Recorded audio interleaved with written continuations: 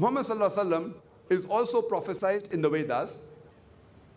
He is prophesied in Atharva Ved, book number 20, hymn number 127, mantra number 1 to 14. It is called as Kuntap Suktas. Kuntap means hidden gland in the abdomen. That means the meaning of these verses are hidden, and you'll come to know about it later on. Kuntap also means free from misery, also means peace, similar to Islam. It's also related to the center of the earth.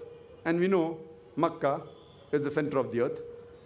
And Allah says in the Quran in Surah Al-Imran, chapter 3, verse 96, that the first place of worship was Bakka, which is another name for Makkah.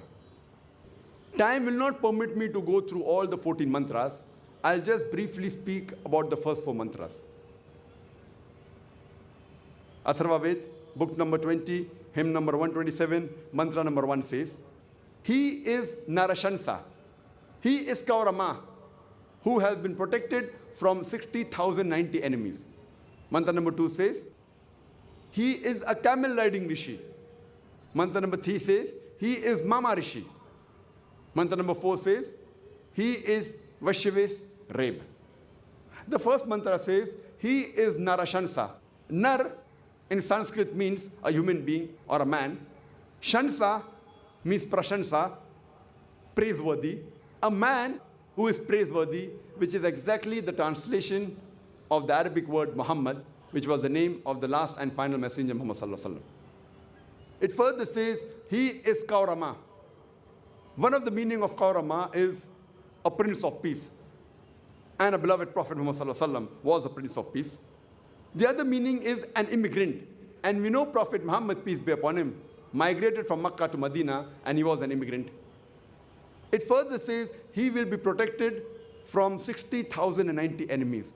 And we know the population of Makkah that was against Prophet Muhammad sallallahu alaihi wasallam was approximately 60,000. Mantra number 2 says, he will be a camel riding Rishi. No Indian Rishi or a Brahmin will ever ride a camel, because riding a camel is prohibited for a Brahmin. It's mentioned in Manusmriti, chapter number 11, verse number 202, that a Brahmin will not ride a camel or an ass. Therefore, it has to be a prophet who is a foreigner. Third mantra says, he is Mama Rishi or Maharishi. Mama, some verses say Muhammad, some say great Rishi. Mantra number 4 says, he is Reb. Reb means one who praises, which is the meaning of the other name of Prophet Muhammad sallallahu alaihi wasallam. One who praises in Arabic is called as Ahmad, which was the other name of Prophet Muhammad sallallahu alaihi wasallam.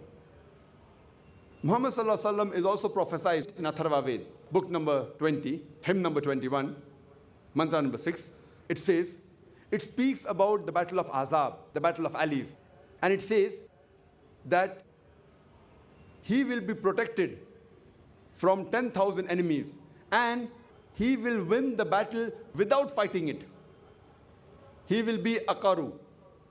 Now, Karu in Sanskrit means a person who praises. In Arabic, it means Ahmad, which is another name for Muhammad sallallahu alaihi wasallam. It says he will win the battle without fighting it. Talking about the battle of Azab, which was won without fighting it. And we know the approximate population, the enemies at that time, were 10,000. It further says in Atharva Ved, book number 20, hymn number 21, mantra number 7, that Almighty God will overthrow 20 kings, and he will protect the Abandhu from 60,099 enemies. Abandhu in Sanskrit means an orphan. The other meaning of Abandhu means praiseworthy, which is the translation of Muhammad into English, peace be upon him. So Abandhu in Sanskrit, if you translate to Arabic, means Muhammad sallallahu alaihi wasallam.